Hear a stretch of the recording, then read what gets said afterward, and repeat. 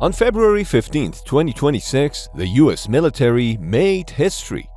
They loaded the reactor core and the rest of a 5-megawatt nuclear plant into 3 C-17 Globemasters, and then flew it from California and delivered it to Utah. But here are 2 things that they didn't tell you.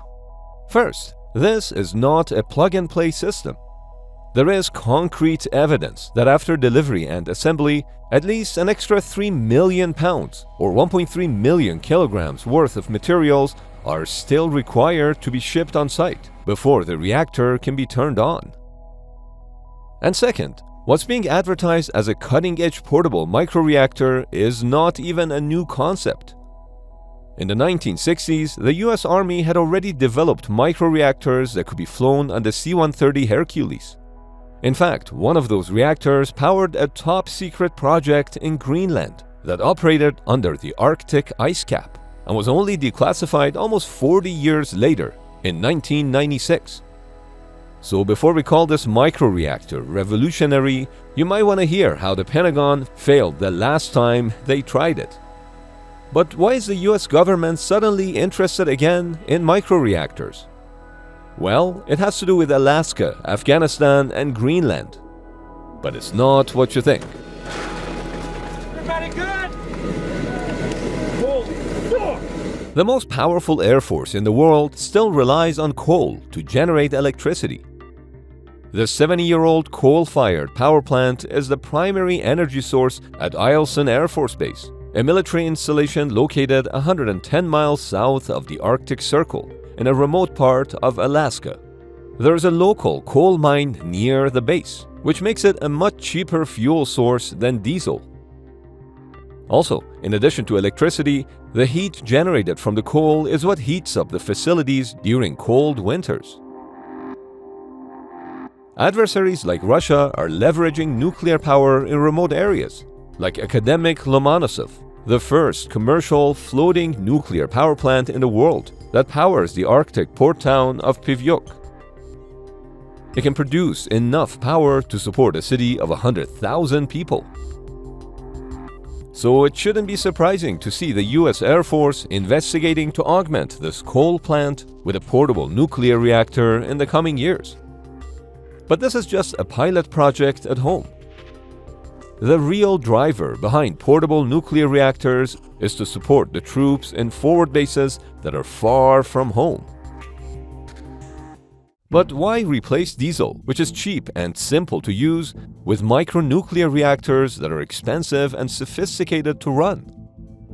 Well, as it turns out, delivering diesel fuel to the battlefields is way more expensive than you think. But having an AI assistant is now easier than ever before. Thanks to our sponsor, Plaud AI. The Plaud Note Pro is the world's most advanced AI note-taker and the only one in the world that can bridge in-person conversations and online meetings. Imagine having an assistant that speaks more than 100 languages and can connect all your conversations from the past 3 months, answer your questions, and provide insights. And if you're mostly out and about, then Plaud NotePin S can record your conversations at a push of a button. You can wear it on your wrist or clip it or pin it on your clothes, or just snap it in place magnetically. But why not use your smartphone, you ask? Well, the NotePin has 40 days of standby time, 20 hours of continuous recording, and doesn't get interrupted when a phone call comes in. Both the Note Pro and the NotePin can generate structured notes, whether you want a summary, a list of follow-up tasks, or a to-do list. There are 300 minutes of free AI transcription included each month, which means most people don't even need to pay a subscription fee. So say goodbye to note-taking and grab yourself a Note Pro or NotePin using the links below for an exclusive discount. In 2009, the United States Marines in Afghanistan ran through some 800,000 gallons of fuel per day. That's a massive fuel bladder being unrolled, although this particular one is used for jet fuel. At the time, the Pentagon bought fuel for $2.19 a gallon. By the time it reached the base in Afghanistan, it cost $6.39. For troops at remote outposts, the cost went up to nearly $12 per gallon. And in extreme cases, when fuel bladders had to be loaded into C-130s, filled up, and then flown out to the Marines, the cost went up substantially to a couple of $100 per gallon.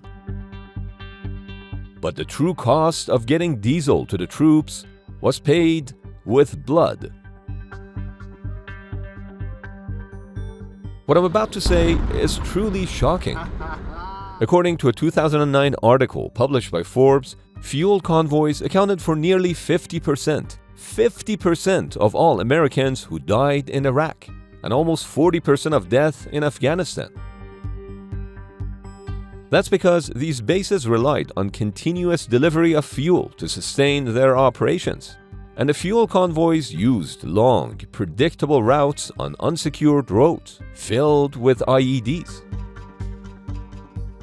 Even if that 50% figure is somewhat exaggerated, it still suggests that a staggering number of casualties in wars are caused not during active combat, but simply when driving trucks. This was a big enough issue that President Trump mentioned it just hours after the attack that killed Iran's supreme leader in February 2026. We're going to ensure that the region's terrorist proxies can no longer use their IEDs or roadside bombs, as they are sometimes called, to so gravely wound and kill thousands and thousands of people, including many Americans. The fuel supply issue becomes a much bigger problem when you realize that future conflicts will rely heavily on unmanned platforms and energy-hungry weapon systems. This would directly translate to more fuel convoys and consequently put more American lives at risk, which is exactly why the Pentagon is looking at nuclear batteries the size of a walnut that can release the same energy as 520 gallons of diesel. Nuclear energy gets a bad rap because of incidents like Chernobyl and Fukushima. But you can actually package uranium into an extremely heat-resistant fuel called TRISO, which can eliminate nuclear reactor meltdowns. To manufacture TRISO fuel, first uranium is dissolved into a special solution, which in turn is dispersed into an oil bath to create tiny spheres. These soft gel kernels are just a few millimeters wide.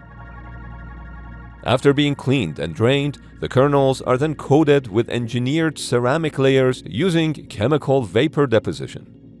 This is done inside a chamber where different layers of ceramic are evenly built on top of the gel. During a sorting process, only high-quality spherical particles of a specific size make it to the next round. The TRISO particles are then poured into empty shells and packed with silicon carbide powder. To densify these fuel cells, they're loaded into a high-pressure chamber where they're exposed to special gases over multiple days. This is what the finished product looks like. Even if the reactor cooling fails and the core overheats, each TRISO fuel cell has its own containment barrier with an extraordinary high temperature stability. Now here's the kicker. TRISO fuel isn't new either. It was invented back in the 1950s, but it was never really used industrially. TRISO was a more expensive fuel source used in high-temperature gas-cooled reactors, as opposed to the traditional light-water reactors that are now prevalent. And after the 3 Mile Island accident in 1979 in the United States and the Chernobyl nuclear disaster in 1986 in the Soviet Union, nuclear construction in the US essentially stalled. But in March 2020, while Americans were panic buying stockpiles of toilet paper, the US Department of Defense awarded 3 contracts to design and build a nuclear power reactor that could fit inside 4 standard-sized containers so they can be easily moved by standard means of transportation. They called it Project Pele. And since the last thing the US military wants is a nuclear meltdown incident at one of their forward bases, the new reactors under Project Pele are powered by TRISO fuel. That said, the reactor's radiation emissions still need to be contained, and part of that is a 3 million pound shield made up of 143 concrete blocks, each 78 inches thick. This allows the shield to be prefabricated and then transported on site. In case you're wondering, there is a very important reason why each block has that zigzag pattern on it. Gamma radiation and neutrons travel in a straight line, so to contain them, the concrete blocks will be rotated 90 degrees and then stacked on top of each other. This could create a 4 mm gap between blocks, but it's the zigzag pattern that prevents any radiation from having a straight path to the outside world. But nothing would have prepared the US military for what happened to their micronuclear reactor in Greenland almost 70 years ago. In 1959, the US Army began building a series of tunnels under ice in Greenland for a scientific research station called Camp Century. They dug trenches with special machines and covered them with steel roofs in order to create living spaces for the crew. They even brought in the world's first truly portable nuclear plant, the PM2A, and set it up to power the whole complex. This was a traditional water-cooled reactor. Up until then, the team had to bring in thousands of gallons of diesel fuel on sleds. Interestingly, all of this work was documented by the Americans themselves and then publicized to the world, which is why the footage you're seeing exists in the first place. But of course, this was all a lie. More than 30 years later, top-secret documents were declassified by the United States, and it turned out Camp Century was just a cover story to practice the techniques to build a 2,500-mile network of tunnels under ice to hide 600 portable nuclear missile launchers that could hit the Soviet Union at a moment's notice. The real operation was called Project Ice Worm. But the US military engineers miscalculated one thing. The ice cap started moving faster than anticipated, and within a few years, the camp's tunnels were getting crushed. So they packed up the reactor and abandoned the base in 1967. The technology to shrink a sun into a shipping container has existed for almost 70 years. So airlifting a micronuclear reactor in 2026 may not be that revolutionary after all. But if Project Pele and its successors, like Project Janus, manage to keep those fuel convoys off the road, microreactors could become one of the most practical and life-saving tools that the US military has ever delivered.